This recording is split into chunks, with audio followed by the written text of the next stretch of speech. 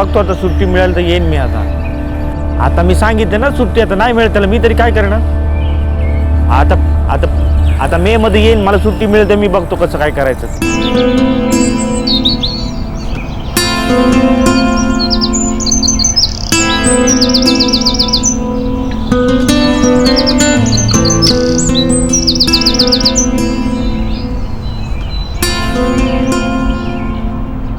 नौ 9,000 तक बता देना. मतलब तुझे अभी 7,000 मिलता है ये मत बोलना. फिर 4 महीने बाद तुझे हर क्लाइंट के पीछे 10% कमीशन भी मिलेगा. अरे लेकिन 9,000 पर नहीं माने तो उससे कम में मैं मान जाऊं. ऐसा लगे तो मान जाना, पर ऐसा होना मुश्किल है. क्या है, उन्हें भी काम करने वाले बंदे की जरूरत है ना. क्या हुआ? बाप रे, खून.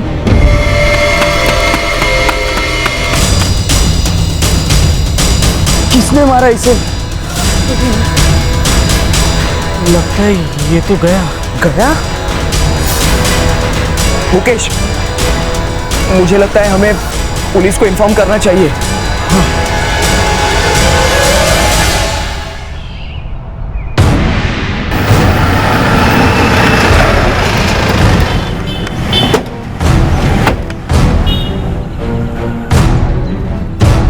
चलो चलो चले खाली करो.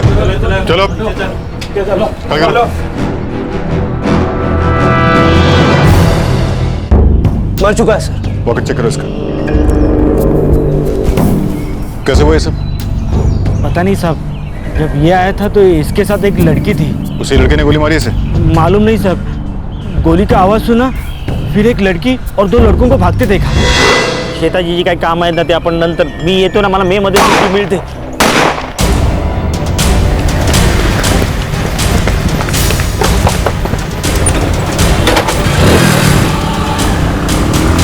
आई मी तुला नंतर कॉल करतो. सर ऐसा कुछ भी नहीं मिला जिससे बॉडी का आइडेंटिफिकेशन हो सके, सिवाय इस ट्रेन के टिकट के. ये तो 26 मार्च का टिकट है देहरादून जाने का. मेल 24. मतलब ये लड़का 26 को जाने वाला था. वो लड़की और साथ में 2 लड़के कौन थे? उन लोगों को पहले कभी इधर नहीं देखा था और इस लड़के को भी कभी नहीं देखा. तुम लोगों ने फोन किया था ना? जी सर. क्या देखा तुमने? हम लोग तो उस तरफ बैठे थे, गोली चलने की आवाज आई तभी हम यहाँ आए. मतलब ना तुमने लड़के को देखा ना उसके साथ 2 लड़के थे उनको देखा? नहीं सर, हमने उन 2 लड़कों को नहीं देखा, लेकिन उस लड़की को जरूर देखा. शायद वो लड़के बाद में आए हो. ऐसा कैसे हो सकता है? वो 2 लड़के और लड़की साथ में भागे थे ना? तू हमें नई स्टोरी तो नहीं छेप रहा ना? सर वो पहले हम इसी बेंच पर बैठे थे, करीब 12:30 बजे की बात है. फिर ये लड़का यहाँ आया था. मुकेश यार, मुझे 1 महीने की नोटिस देनी होगी. अरे पर तू तो कॉन्ट्रैक्ट बेसिस पे है ना. हाँ यार, देख जॉब तो मैं छोड़ दूंगा, उसकी टेंशन नहीं है, लेकिन डर लगता है ये साले कंपनी वाले मेरी सैलरी ना रोक ले. उनको बता ही मत ना कि जॉब छोड़ रहा हूँ. देख सीधा मंथ एंड में सैलरी ले ले और मेरे यहाँ आ जा. बट तुझे लगता ना मुझे ये जॉब मिल जाएगी? मैंने ऑलरेडी बात कर ली है, वो लोग तैयार है. आतिश तो झूठ बोल रहा है. तो फिर छोड़ देना मुझे. शिरीष, बस तू एक बार आके सैलरी की बात कर ले. तू मेरे फोन क्यों नहीं लेता तू आजकल? बस बात करने का मन नहीं करता. अरे चल जाना यार. आतिश मैं तुझे नहीं छोड़ूंगी, समझा तू? कर क्या लगी तू? ये कॉलेज के लफड़े भी ना. हाँ यार, चल उस तरफ चल. देख आतिश, मैं तुझे बता रही हूँ ये सब करके तेरा कोई फायदा नहीं होगा. सर हम लोग वैसे ही परेशान थे, ऊपर से ये लोग पका रहे थे, तो मैं और शिरीष यहाँ से उठकर दूसरी तरफ चले गए. फिर अचानक गोली चलने की आवाज सुनाई दी. और वो लड़की इस लड़के को क्या वो आतिश नाम से बुला रही थी? मैंने कम से कम 2 बार तो सुना होगा सर. एक 24 साल का लड़का जिसका नाम आतिश था, उसे भरी दोपहर में एक पार्क में गोली से मार डाला गया. 2 लोगों ने उसे और एक लड़की को झगड़ते हुए देखा था और बागीचे के सिक्योरिटी गार्ड ने एक लड़की और 2 लड़कों को बाद में भागते हुए देखा था. पुलिस के पास सिर्फ इतनी सी जानकारी थी, कोई भी सुराग नहीं था कि ये लड़का कौन था जिसका कत्ल हुआ था और उसे क्यों मारा गया था. क्लोज रेंज से फायरिंग हुआ है. आपको क्या लगता है कौन सा वेपन यूज किया गया होगा? बुलेट देखकर लगता है रिवॉल्वर होगा.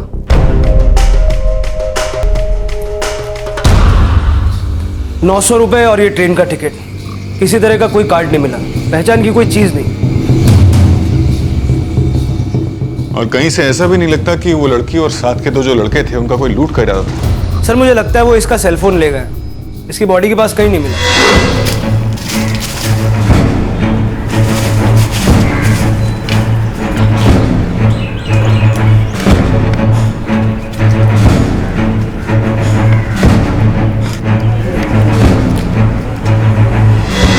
इस फोटो को अखबार में छपवा दो, एक दो दिन देखते हैं। काफी यंग लड़का था। और हाँ, वो पार्क के आसपास जितने भी कॉलेजेस हैं वहां चेक करो, हो सकता है उनमें से किसी का स्टूडेंट हो। सर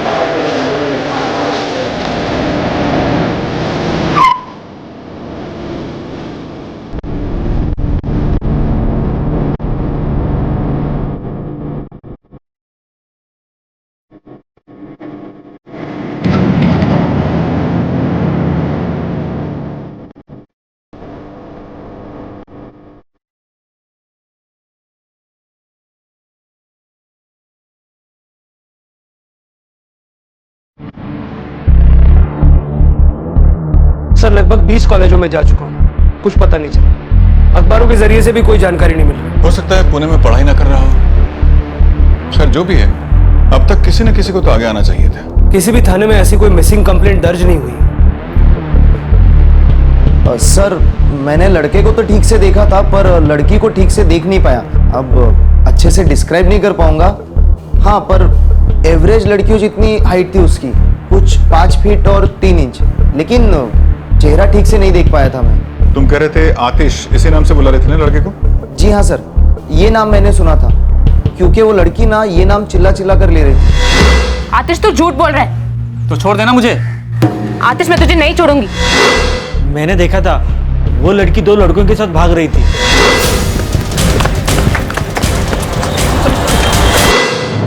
सर उसका चेहरा अभी याद नहीं आ रहा है। जब वो लड़की आई थी तब देखा नहीं था उसको? साहब वो रोजाना यहाँ नहीं आती थी, अगर रोजाना आने वाली होती तो पहचान जाता। अब तो बस यही एक क्लू है, पुणे से देहरादून तक का ये कंफर्म टिकट, मेल 24। हो सकता है ऐसे ही किसी काम से पुणे आया, रहने वाला देहरादून का। सर ये कंफर्म टिकट है, ये इंटरनेट से नहीं बल्कि रेलवे स्टेशन के रिजर्वेशन काउंटर से निकाला गया। इस टिकट के बुकिंग फॉर्म से हमें इस लड़के की डिटेल्स मिल सकती है।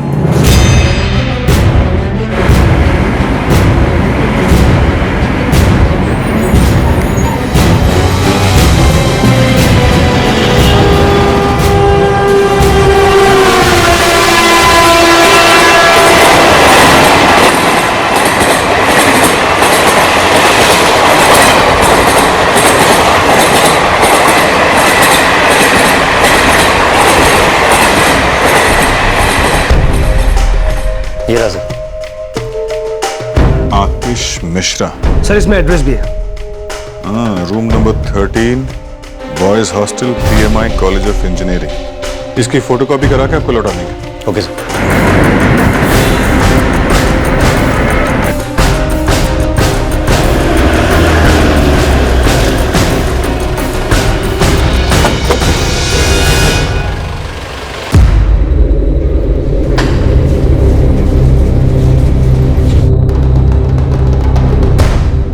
ये लड़का तो हमारे हॉस्टल का नहीं है। लेकिन इसके रेलवे बुकिंग फॉर्म पे आपके हॉस्टल का एड्रेस लिखा है, रूम नंबर 13।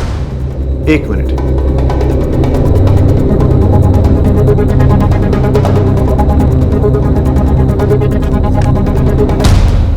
रूम नंबर 13 में तो सेकंड ईयर इंजीनियरिंग का स्टूडेंट गणेश तावड़े रहता है। नो सर, मैं तो इस लड़के को नहीं जानता। हो सकता है आपके कॉलेज में पढ़ता हो, पहले इस कमरे में रहता हो। अगर ऐसा होता तो मैं इसे पहचानता। इसका नाम कहीं ना कहीं तो रिकॉर्ड में होता।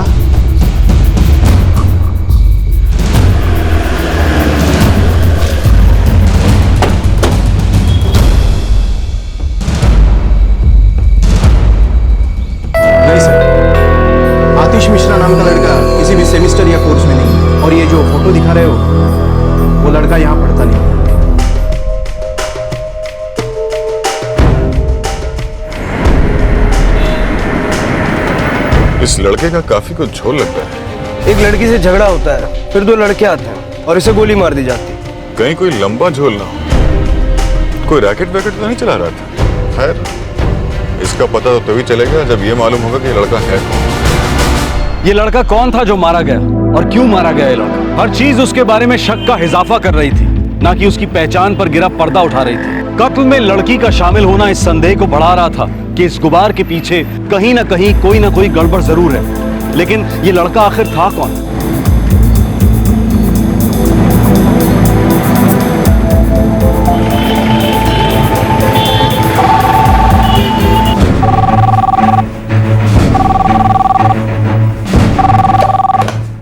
PSI Rajpal, Dehradun city police station. नमस्कार, मैं पीएसआई पाटेकर बोल रहा हूँ, पुणे पुलिस। नमस्कार, बोलिए। हमें यहाँ पार्क में एक लावारिस बॉडी मिली है। उसका संभावित नाम है आतिश मिश्रा। बॉडी पर आइडेंटिफिकेशन के लिए सिर्फ 26 मार्च का देहरादून का एक ट्रेन का टिकट मिला और बुकिंग फॉर्म से भी आतिश मिश्रा ये नाम कंफर्म हुआ है। और आप चाहते हैं कि मैं इसकी तलाश देहरादून में करूं? जी, बॉडी हमने अभी भी रखी हुई है। हम चाहते हैं कि उसके पास पहुंचा जाए जो इसे जानता हो। शायद वहीं से इस मर्डर का कोई सुराग हमारे हाथ लगे। ओके, आप उसकी तस्वीर मेल कर दीजिए, मैं तलाश शुरू करता हूँ। Thank you. सर, सुना है 4 साल पहले ये लड़का इनके यहाँ किराए पे रहता था। ये जानता है उसको? गुरुनाथ सिंह। जी सर।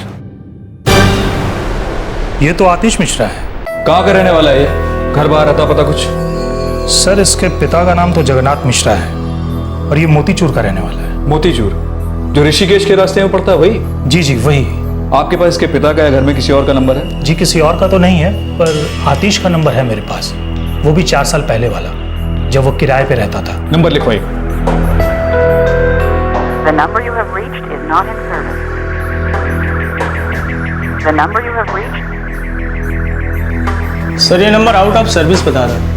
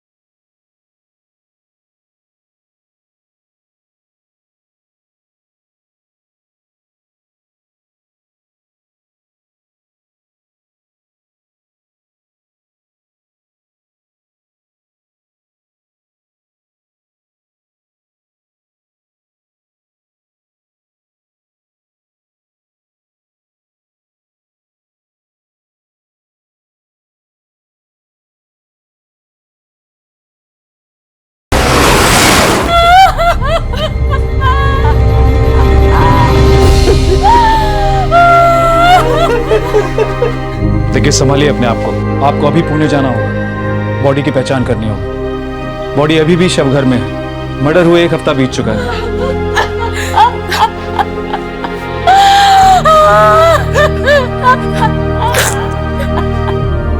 किसने मारा मेरी बेटी को?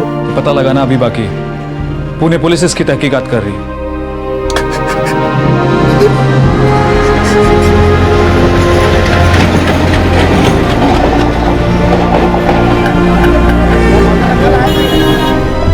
पढ़ाई में अच्छा था, स्कूल देहरादून से की और इंजीनियरिंग पढ़ने यहाँ आया था। हमारी एक ही उम्मीद थी। आपका बेटा इंजीनियरिंग नहीं कर रहा था? हमने जिस कॉलेज में चेक किया वहां से तो नहीं कर रहा था। नहीं नहीं, वो किसी PMI। हाँ, PMI कॉलेज ऑफ इंजीनियरिंग। हाँ हाँ। जी नहीं, आपका बेटा वहां नहीं पढ़ रहा था। ऐसे कैसे हो सकता है? इंजीनियरिंग के 3रे साल में पढ़ रहा था, हर साल मैं फीस भेजता था। आपके बेटे ने आपसे झूठ कहा है। देखिए, हमें उसका मोबाइल नंबर चाहिए। मर्डर से ठीक पहले किसी लड़की से उसकी लड़ाई हुई थी। आपके पास उसका नंबर तो होगा ही। वो मेरी बेटी रजनी के पास उसका नंबर है।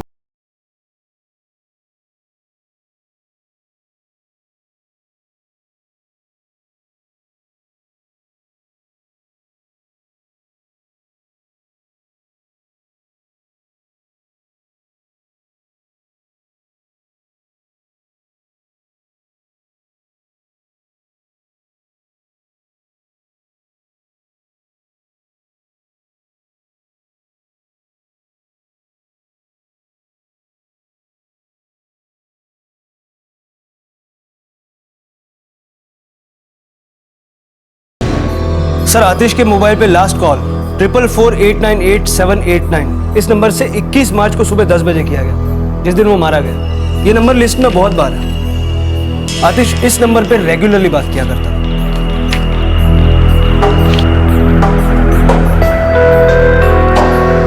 ये कोई सुराग हो सकता है। The number you have called is currently switched off. Switched off है। इसके भी रिकॉर्ड्स निकलवाओ। हो सकता है मर्डर के बाद इसे बंद कर दिया। Neena Sharma, B12 Vindhyachal apartments. इसका फोन उसी दिन से स्विच ऑफ आ रहा है जिस दिन आतिश मारा गया था। लगता है हम सही रास्ते पर जा रहे हैं।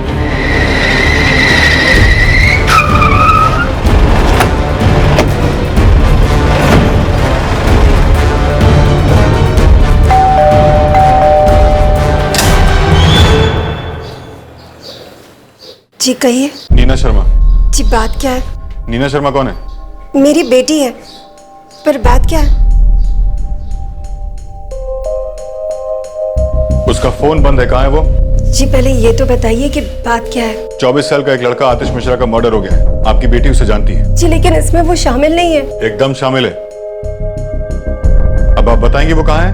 देखिए सर, वो पहले से ही बहुत परेशान है, बहुत डिप्रेस है, और मैं कह रही हूँ ना, इस सब चीज से उसका कोई लेना देना नहीं है। देखिए मैडम, अच्छा होगा आप हमें उसका कोई पता ठिकाना दे दीजिए, वरना उसे बचाने के इल्जाम में मजबूरन आपके नाम का अरेस्ट वारंट निकालना पड़ेगा।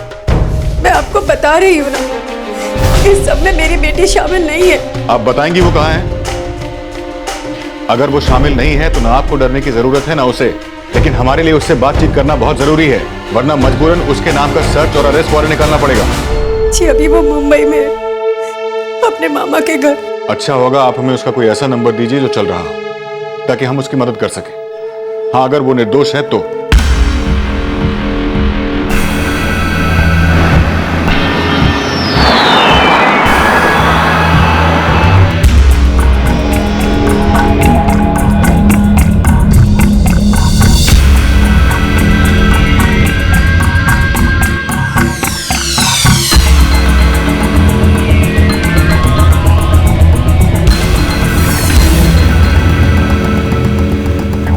नहीं सर, ये वो लड़की नहीं है। हाँ साहब, ये वो लड़की नहीं है।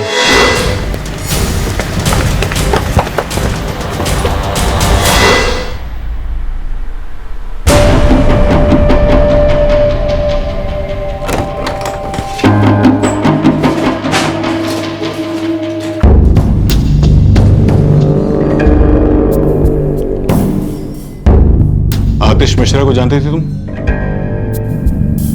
कैसे? नीना बताओ, आतिश मिश्रा को तुम कैसे जानती थी?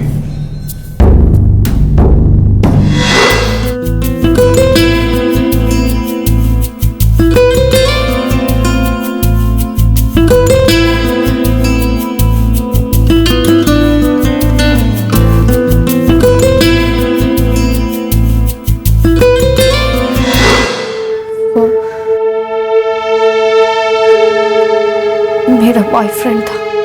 नीना, आतिश का मर्डर हो चुका है, और जिस दिन उसका मर्डर हुआ यानी 21 मार्च, उस दिन सुबह 10 बजे तुम्हारे मोबाइल से उसके मोबाइल पर लास्ट फोन कॉल गया था। इस बारे में कुछ कहना है? और देखो, इस मर्डर के बारे में जो कुछ जानती हो साफ साफ बता दो। जी वो रानी उससे बात करना चाहती थी। कौन रानी? रानी हैदर। कौन है ये रानी हैदर? तू उसे ही फोन क्यों नहीं कर लेती रानी? कैसे करती? वो आतिश मेरे फोन तक नहीं लेता। तो तुम मुझसे क्या चाहती है रानी? मैं उससे बस एक आखिरी बार मिलना चाहती हूँ। तू उससे बोलना कि वो मुझे आज आके 12:30 बजे गायतोंडे पार्क पर मिले। बस एक आखिरी बार, हमेशा के लिए सारा का सारा हिसाब किताब खत्म कर देना चाहती हूँ मैं। रानी का ऐसा कौन सा हिसाब था जिसे वो खत्म करने की बात कर रही थी? मुझे नहीं मालूम है। वो आतिश और रानी के बीच की कोई बात थी। ओके नीना, तुम कहती हो तो मैं रानी से मिलूंगा। ठीक है आतिश, लेकिन कोई झगड़ा मत करना। मेरे और रानी के बीच में वैसे ही चीजें ठीक नहीं है। देखो तुम चिंता मत करो, मैं ऐसा कोई काम नहीं करूंगा जिससे हमारे बीच कुछ गड़बड़ हो। ओके? मुझे नहीं पता था रानी आतिश को मार दी। तुम्हारे और रानी के बीच क्या था? आतिश और रानी के बीच क्या था? रानी आतिश से क्यों मिलना चाहती थी? रानी ने मुझे आतिश से इंट्रोड्यूस करवाया था।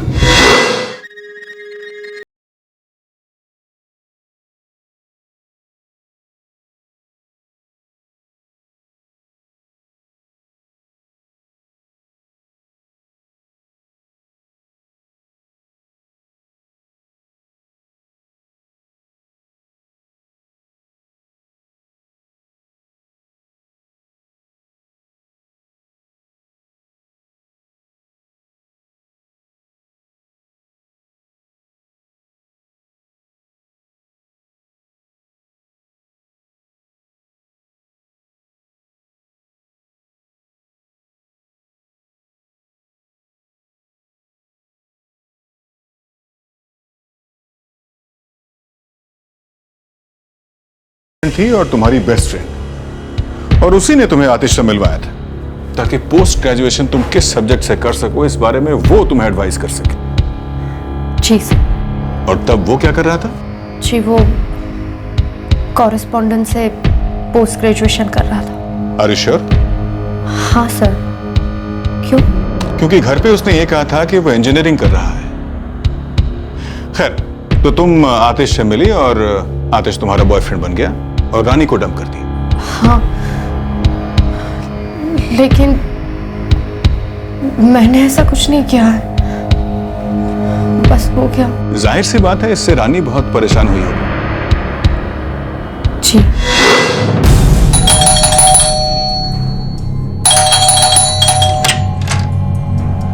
रानी बेल तोड़ेगी क्या? तेरा मुंह तोड़ना है मुझे। रानी मैंने कुछ नहीं किया है, बस वही मेरी तरफ अट्रैक्ट हो गया। अच्छा, तू क्या कोई मिस वर्ल्ड है या फिर मोनालिसा है? क्या है तू? कोई ऐसे ही नहीं अट्रैक्ट होता। जरूर तूने ही डोरे डाले होंगे उसमें। बहुत अच्छी दोस्ती निभाई तूने मेरे बॉयफ्रेंड को मुझसे ही छीन लिया। वो आजकल मेरे फोन कॉल्स तक नहीं ले रहा। और तब जाके मुझे पता चलता है कि तुम लोग दिन दिन भर कॉफी शॉप में बैठे रहते हो, रात भर फोन पर बातें होती रहती है। और तुझे क्या लगा था मुझे कभी पता नहीं चलेगा? जो लोग सच्चा प्यार करते हैं ना, उनसे कोई बात नहीं छुपती। रानी बिलीव मी, मैं तुझे बताने वाली थी लेकिन डर रही थी। मेरे पीठ पीछे रंगरलियां मनाते वक्त तो डर नहीं लगा? दोस्ती निभाने के टाइम डर गई तू? सॉरी रानी, लेकिन तू इतना गुस्सा क्यों कर रही है? देख, बात को समझने की कोशिश कर। अब आतिश मुझसे प्यार करता है। हम सबके लिए अच्छा होगा अगर तू इस बात को मान ले और हमारे रास्ते से हट जा। तुझे जरूर कोई अच्छा लड़का मिल जाएगा रानी। तू ही रख लेना सारे लड़के, तेरा पेट नहीं भरता ना। मैंने तुझे अपनी दोस्त समझकर उससे मिलाया और तूने दगाबाजी करने से पहले एक बार तक नहीं सोचा।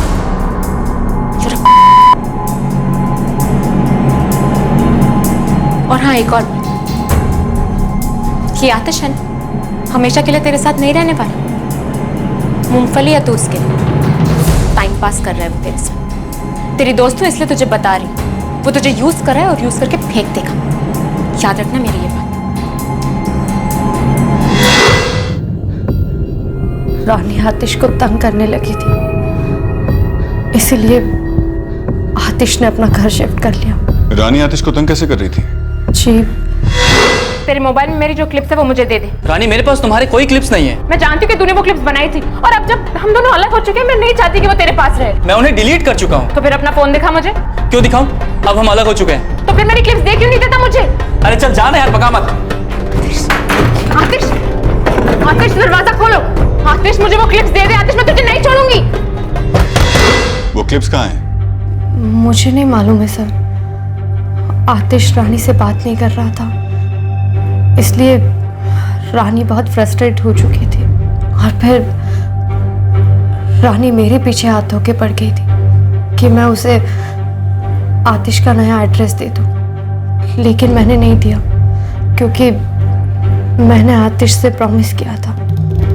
अब रानी का आतिश से बात करने के लिए मुझे बार बार फोन करना और आतिश का बार बार उसे अवॉइड करना, इन दोनों के बीच में मैं पिस गई थी। आखिरकार मैंने हार मान ली और आतिश को रानी से मिलने के लिए कह दी। मैं उससे बस एक आखिरी बार मिलना चाहती हूँ, तो उससे बोलना कि वो मुझे आज आके 12:30 बजे गायतोंडे पार्क पर मिले। ओके नीना, तुम कहती हो तो मैं रानी से मिलूंगा। नीना, रानी के साथ आए 2 लड़के कौन थे? मुझे नहीं मालूम है सर। ये रानी रहती कहाँ है?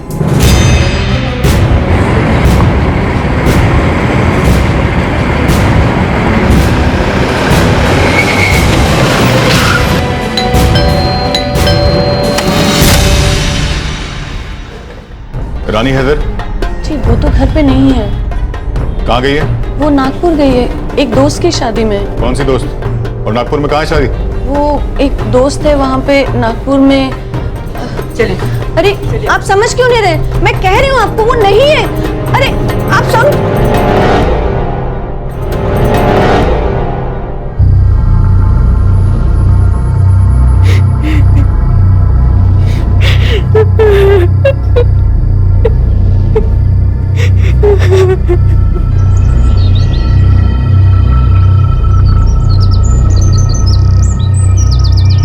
मुकेश यार, मुझे 1 महीने की नोटिस देनी होगी। अरे पर तू तो कॉन्ट्रैक्ट बेसिस पे है ना। हाँ यार, देख जॉब तो मैं छोड़ दूंगा, उसकी टेंशन नहीं है। क्या चाहिए थी मुझसे? कुछ नहीं, बस तेरे फोन में जो क्लिपिंग्स है वो मेरे हवाले कर दे। मैंने बोला ना डिलीट कर दिया वो। आतिश तू झूठ बोल रहा है।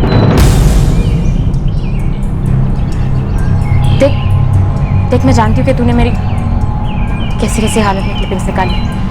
अब तेरा और मेरे बीच कुछ रहा भी नहीं तो फिर छोड़ देना मुझे। नहीं छोड़ूंगी मैं तुझे, तब तक नहीं जब तक तू अपना फोन या मेमोरी कार्ड मेरे हवाले नहीं कर देती। अरे चल जाना। देखो आतिश, मैं बता रही हूँ, मैं तुझे इतनी आसानी से नहीं जाने दूंगी। तो क्या कर लेगी तू? देख मैं तुझे बता रही हूँ, ये सब करके तेरा कोई फायदा नहीं होगा। तो अपने भाई को फोन लगाने की, मुझे डराने के लिए। मुन्ना ये नहीं मान रहा, तू आ जा।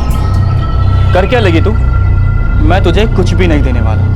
और हाँ, है मेरे पास क्लिप्स। अगर तू मुझे ऐसे ही परेशान करेगी ना तो मैं जरूर उनको यूज करूंगा, समझी?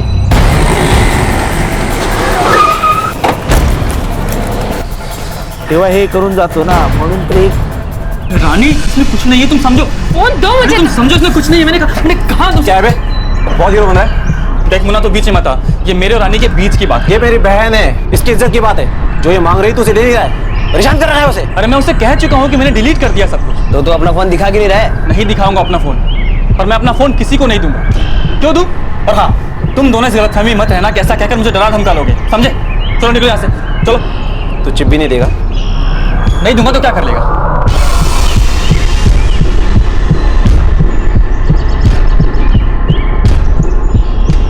तो हम खुद ले लेंगे।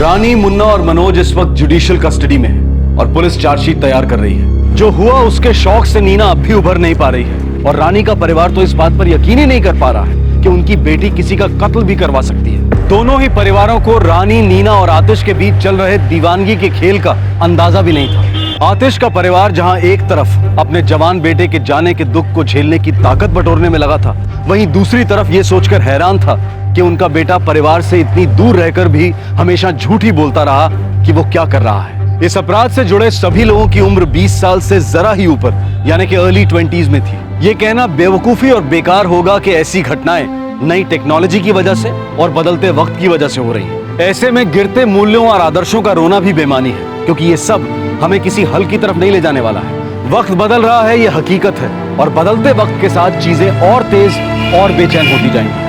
ऐसे हालात में बच्चों में, नौजवानों में शायद बेसिक समझ पैदा करना ही एक सही तरीका है। उन्हें ये समझाना कि जरूरी नहीं है कि रिश्ते हमेशा सही चलें, आपके मन मुताबिक ही रहें। बहुत मुमकिन है कि वो टूट जाएं और इस सच्चाई का सामना करना उन्हें आना चाहिए। उन्हें हमेशा ये ख्याल रखना चाहिए कि अपने करीबी और अकेलेपन के पलों को टेक्नोलॉजी के जरिए कैद करना सही नहीं है, क्योंकि जब कभी हालात बदल जाएंगे तब ये एक बहुत चिंता का कारण बन सकते हैं। फिर चाहे वो रिश्ता टूटने की वजह से हो या छोटी सी गलती, छोटी सी फिसलन की वजह से। जितना हम हालात को समझने की कोशिश करेंगे उतना ही हम समाधान के करीब जाएंगे। कहते हैं कि समस्या की पूरी समझ ही समस्या का समाधान है, और अगर आज तक हम इसका समाधान नहीं ढूंढ पाए हैं तो ये इस बात का इशारा है कि अभी समस्या को पूरी तरह से समझना बाकी है। सारा इल्जाम बदलते वक्त और गिरते मूल्यों के मत्थे मढ़ते रहना हमें हल के करीब नहीं बल्कि हकीकत से दूर ले जा रहा है। हमारे आज के एपिसोड की दूसरी कहानी।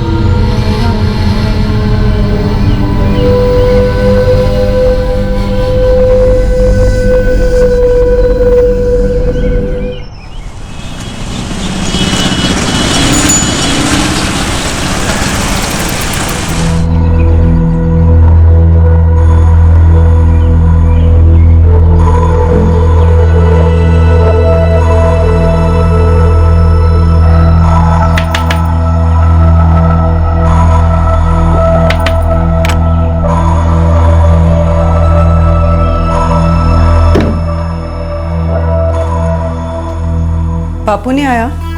वो तो आके चला भी गया। कहाँ? बोला भोपाल जा रहा हूँ।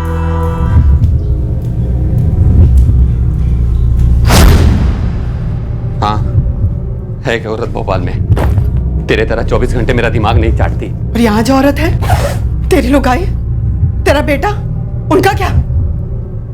फूटी किस्मत हमारी जो तेरे संग ब्याह किया, औलाद पैदा की। मैं तुमको ऐसे नहीं जाने दूंगी। रोकने की कोशिश की ना तो हाथ पैर तोड़वा लोगी।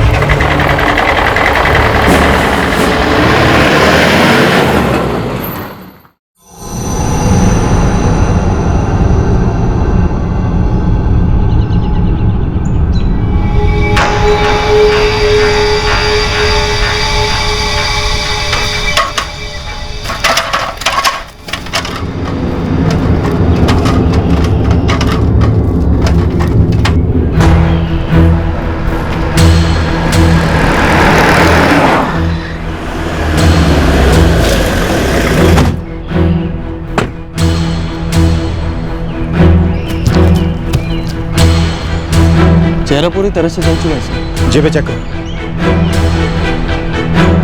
पॉकेट में तो कुछ भी नहीं है सर। दीक्षित, आसपास देखो, कुछ मिलता है क्या? सर,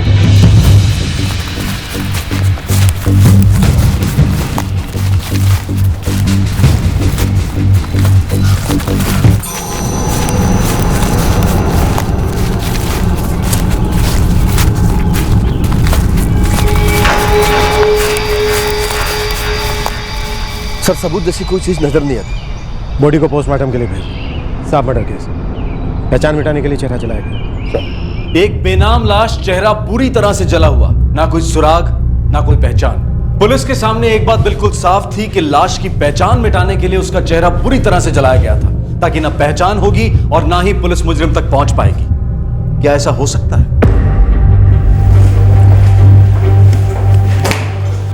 सर, भोपाल और आसपास के सारे थानों की मिसिंग कंप्लेन की जांच की। लेकिन ये लाश तो उनमें से किसी की भी नहीं लगती। अखबारों में जो नोटिस दिया था उसका क्या? अब तक जवाब नहीं आया। दीक्षित, लाश के अंदरूनी अंगों को जांच के लिए संभाल कर रखना होगा, उसके बाद लाश का अंतिम संस्कार करवाओ। सर, मर्डर स्पॉट पे दोबारा चलें क्या? शायद कोई सुराग छूट गया। चलो।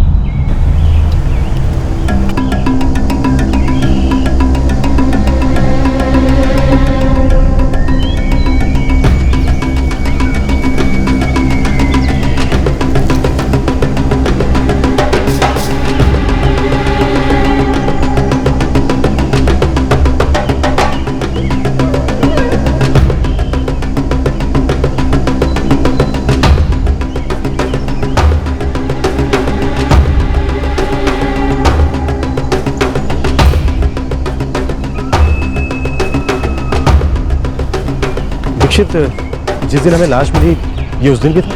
हाँ सर, था तो, लेकिन मुझे लगा केस से कोई कनेक्शन नहीं है, इसलिए ये 100-200 ग्राम की खरीदी नहीं लगती। हाँ सर, मुझे भी ऐसा ही लगता है कि माल काफ़ी तादाद में था।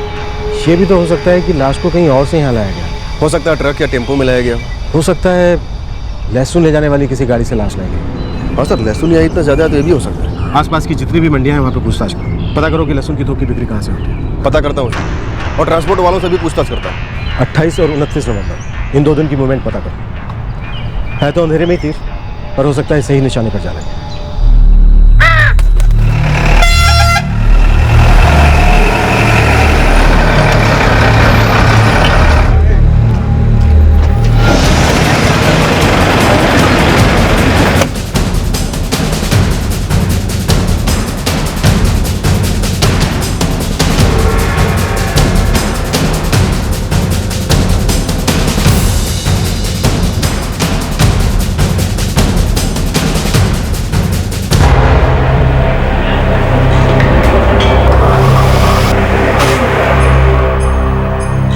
और 29 तारीख की बात है साहब। यहाँ तो हर रोज लहसुन बिक्री होती है, सुबह शाम गाड़ियाँ लोड होती रहती है। मुझे सिर्फ 28 और 29 नवंबर की सारी डिलीवरी की लिस्ट चाहिए। 28, 29।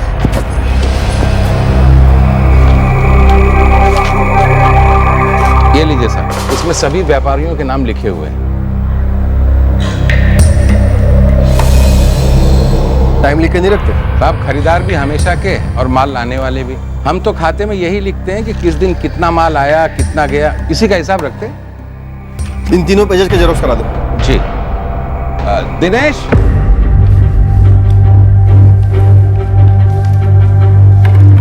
छह वेंडर्स। यस सर, 4 भोपाल के और 2 उमरिया के। सबसे पूछताछ करो।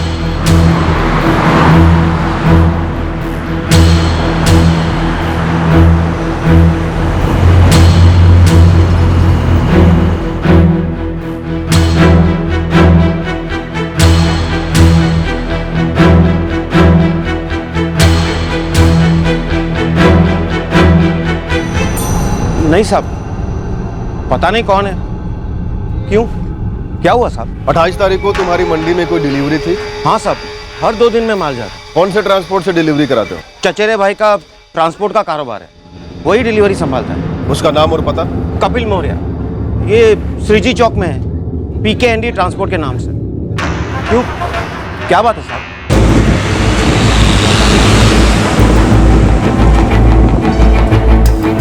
सर, सारे व्यापारियों से पूछताछ की। 28 नवंबर को सबकी डिलीवरी थी और सबकी गाड़ियां उसी रास्ते से गई जिस रास्ते पर हमें लाश मिली थी। ट्रांसपोर्ट वालों से पूछताछ की?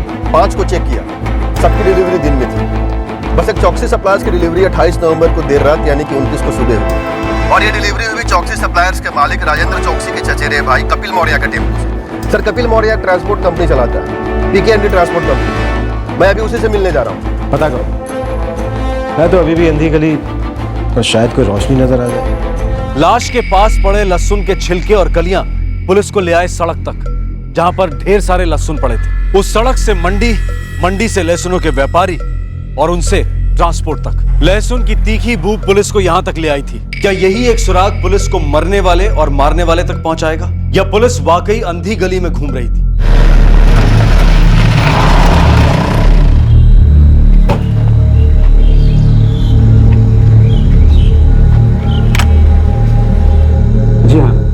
28 तारीख को मैंने टेम्पो अपने कजिन भाई राजेंद्र को दिया था, उसका माल मंडी तक पहुंचाने के लिए। वैसे टेम्पो आपने दिया कितने बजे था? 1 मिनट।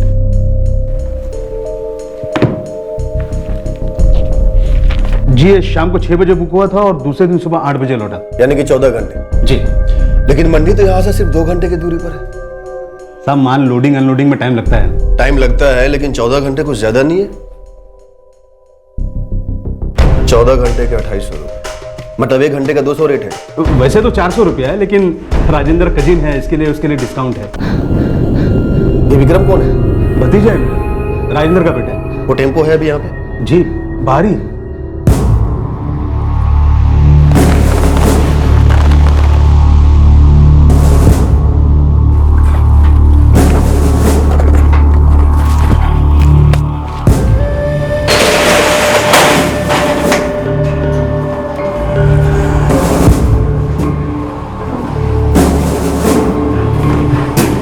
अरे साहब बताइए तो बात क्या है?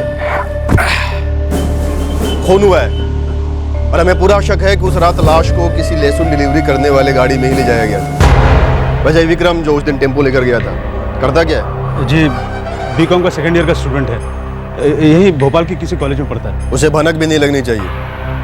अगर उसे पता चल गया तो हम समझ जाएंगे कि इसमें कौन शामिल है। नंबर दो उसका, नंबर।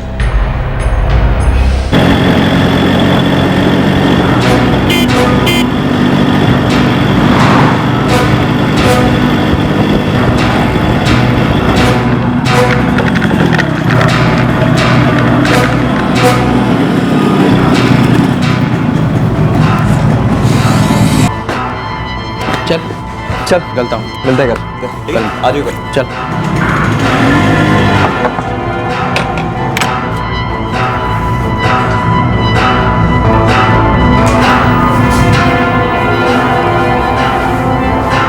सर विक्रम चौकसी अपने बाप के लहसुन के माल की डिलीवरी करता है। 28 नवंबर को विक्रम ने ही अपने चाचा से टेम्पो किराए पर लिया था, शाम को ठीक 6 बजे।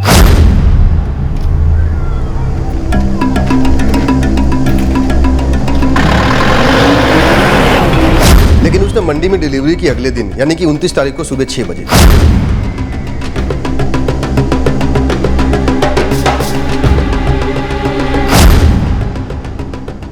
और कमाल की बात यह है सर कि 2 घंटे के अंदर, यानी कि 29 तारीख को ही सुबह 8 बजे टेम्पो पीकेएनडी ट्रांसपोर्ट में वापस आ जाता है।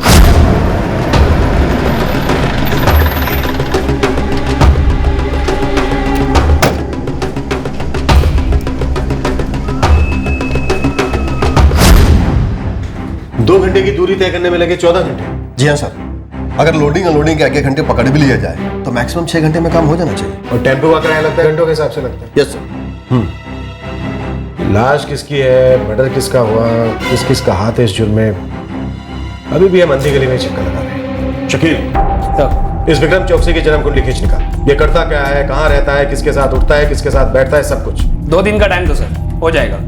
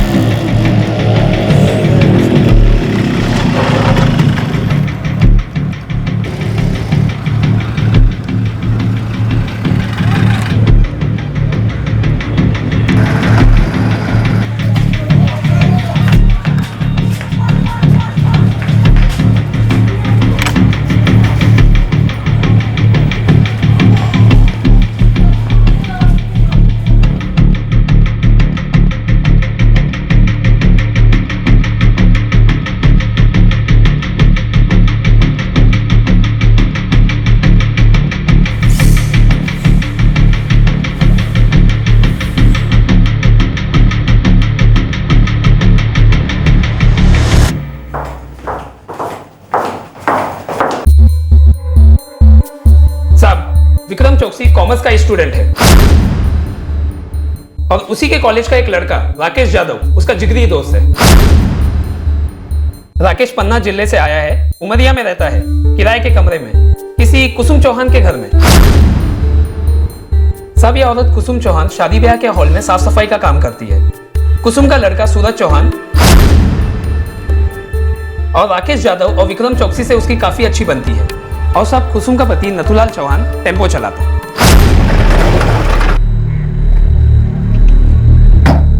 मर्डर से कोई कनेक्शन हो सकता है? ऐसा लगता तो नहीं सर। शकील, सारी जानकारी खोद कर और देख कोई भी एंगल छूट ना रहे। Yes sir. दीक्षित, राकेश यादव का फोन नंबर पता करो और विक्रम चौकसी के नंबर से टैली करो। देखो कि उस रात इन दोनों के बीच कोई खिचड़ी पकी है या नहीं। साहब, अब तक कोई ठोस सबूत पुलिस के हाथ नहीं लगा था, लेकिन वो इस केस के हर पहलू की हर तरह से जांच कर रहे थे। पीछे छूटे लहसुन के छिलके और कलियां, सिर्फ इन पर टिका था ये केस। विक्रम चौक से लहसुनों से भरा टेम्पो लेकर 28 तारीख की रात को मंडी गया था, उसी दिन जिस दिन ये कत्ल हुआ था। कौन था वो आदमी जिसका इतनी बेदर्दी से कत्ल हुआ था?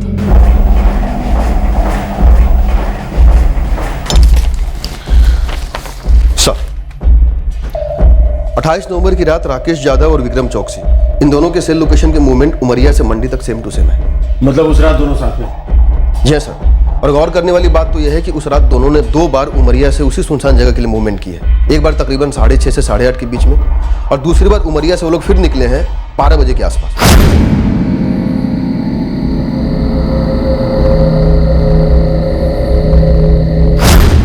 मतलब अंधेरे में चलाया गया तीर एकदम सही निशाने पर बैठा।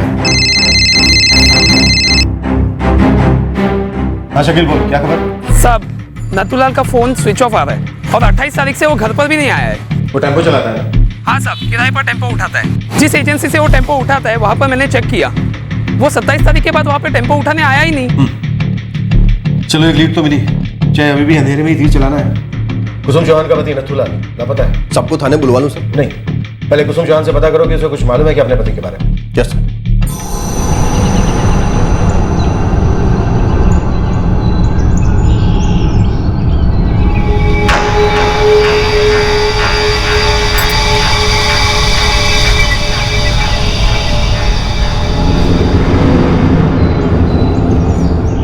कुसुम चौहान आप ही हो?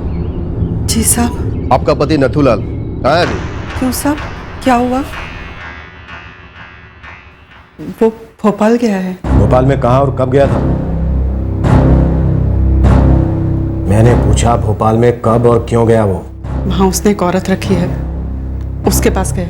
पता बोल।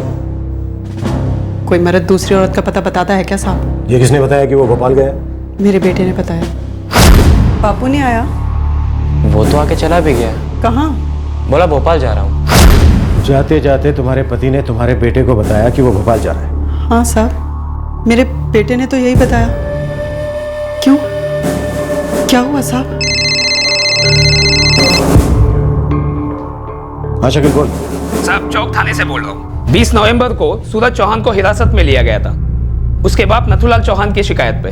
कंप्लेन क्या थी? सूरज ने बाप को पीटा था साहब। नथुलाल ने थाने में बेटे के खिलाफ रपट लिखवाई, मर्डर अटेम्प्ट की कंप्लेंट साहब। और उसी शाम विक्रम चौक से और राकेश यादव ने उसकी जमानत करवाई। शाबाश।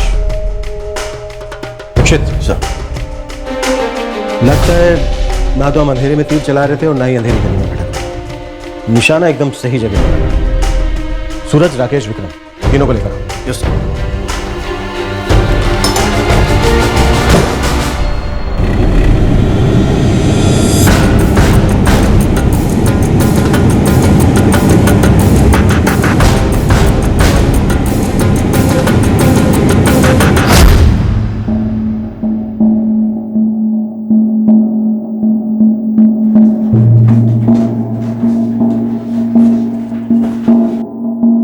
सुन रहे सूरज, जैसा भी है तो तेरा बाप ही।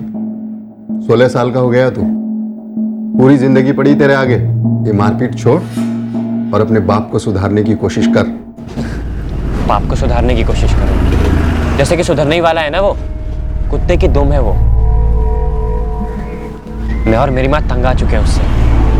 आखिर कब तक बर्दाश्त करें उसे?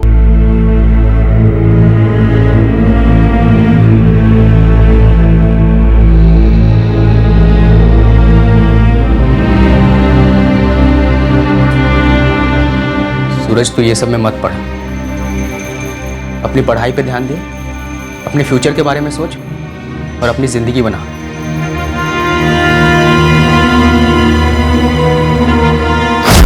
बन चुकी जिंदगी। ऐसा बाप होगा तो क्या खाक जिंदगी बनेगी?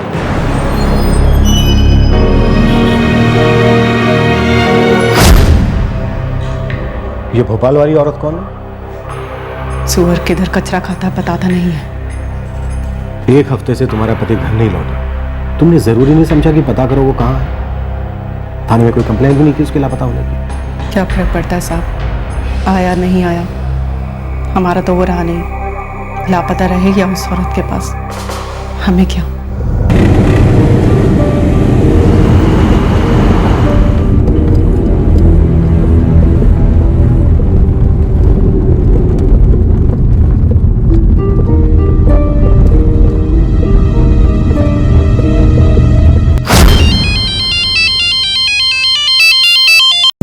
हाँ विक्रम बोल।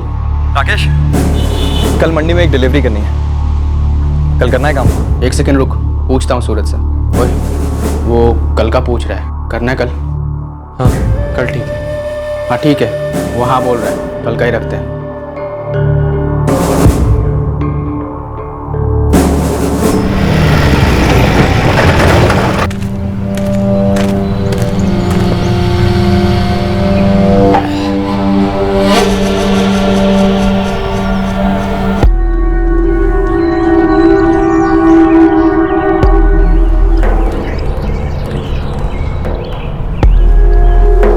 सूरज आ रहा है।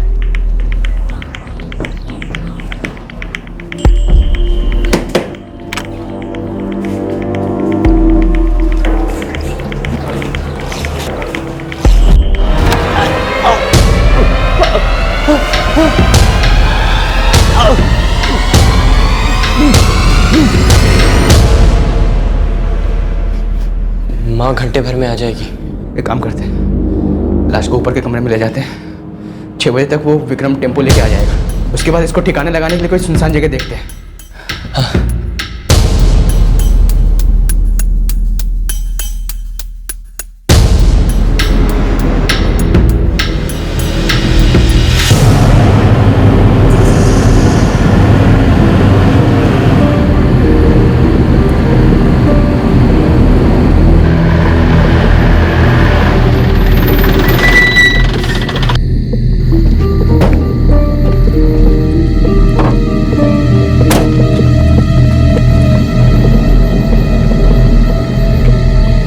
ये जगह ठीक लगती है? हाँ है ना? ये सही है, सुनसान है, कोई आता जाता भी नहीं है लगता है। मैं रात 10 बजे बापू के गोडाउन से माल लेके निकलूंगा। पागल है क्या? 10 बजे पूरी बस्ती जागती रहती है, ऐसा नहीं करेंगे। तो ठीक है, 12 बजे पहुँचता हूँ। हाँ ये ठीक है। ठीक है, 12 बजे पहुँच के लाश उठाएंगे, यहाँ डालेंगे और फिर माल की डिलीवरी करते हुए सुबह तक वापस आ जाएंगे। ये ठीक रहेगा। चल अभी चलते हैं।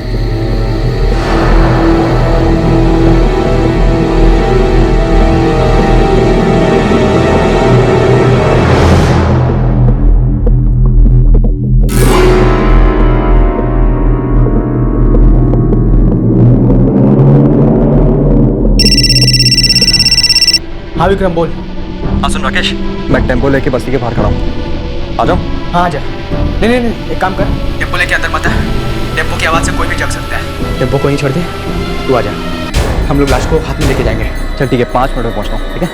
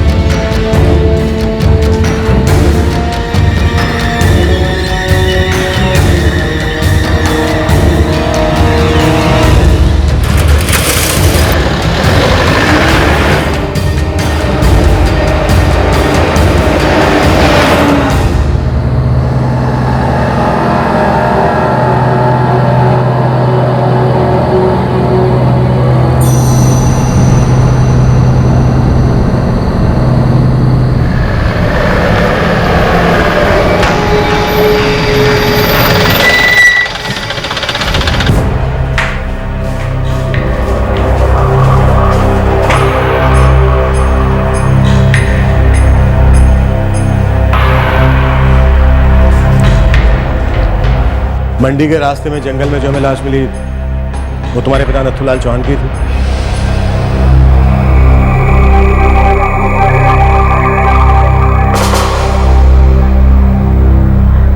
हाँ साहब, उसी की लाश थी और उसे मारा भी मैंने ही है। इसमें मेरे दोस्त राकेश और विक्रम का कोई हाथ नहीं। उसका खून भी मैंने ही किया और उसकी लाश को भी मैंने ही ठिकाने लगाया। तुम्हारे जुर्म का हिसाब करना, क्या सही क्या गलत, ये हमारा काम नहीं, पर तुमने जो किया वो जुर्म है और इस जुर्म का नतीजा भी तुम्हें भुगतना हो। भुगत ही तो रहे थे साहब। इतने बरसों से मैं और मेरी माँ दोनों जब तक जिंदा था एक पैसे का सुख नहीं। ना तो दारू छोड़ता, ना ही नशा छोड़ता और ना ही हमें छोड़ता। उसके साथ जीना किसी सजा से कम नहीं था साहब। मेरी माँ को बहुत परेशान करता था। आखिर कब तक सहन करता मैं? आखिर कब तक चुपचाप बर्दाश्त करता? मेरे पास और कोई दूसरा रास्ता नहीं था साहब, और कोई दूसरा रास्ता नहीं था।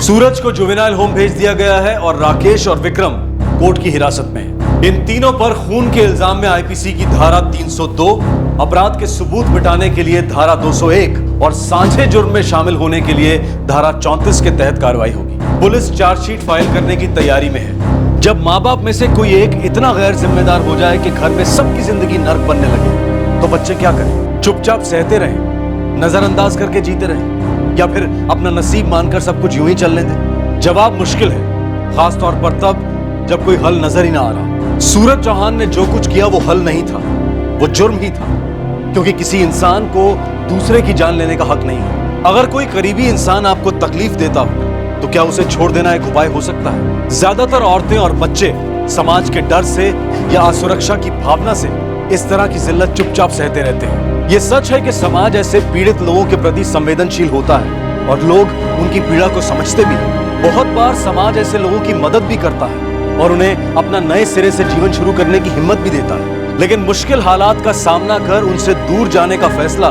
तो आखिर उन्हीं लोगों के हाथों में है जो उस मुश्किल का सामना कर रहे होते हैं। यातना सहने से अच्छा है कि यातना देने वाले से अपने आप को हमेशा के लिए दूर कर लिया जाए। यातना देने वाले को मिटा देना ये कोई समस्या का हल नहीं है। आपसे फिर मुलाकात होगी क्राइम पेट्रोल दस्तक में एक और नए केस के साथ। तब तक अपना ख्याल रखें, सुरक्षित रहें और याद रखें, किसी की जान लेने से आपकी समस्याएं हल नहीं होंगी, बल्कि आपकी और आपके अपनों की समस्याएं और बढ़ जाएंगी। जय। इस तरह के और भी एपिसोड देखने के लिए हमारे चैनल को सब्सक्राइब करें और बेल आइकन दबाना ना भूलें।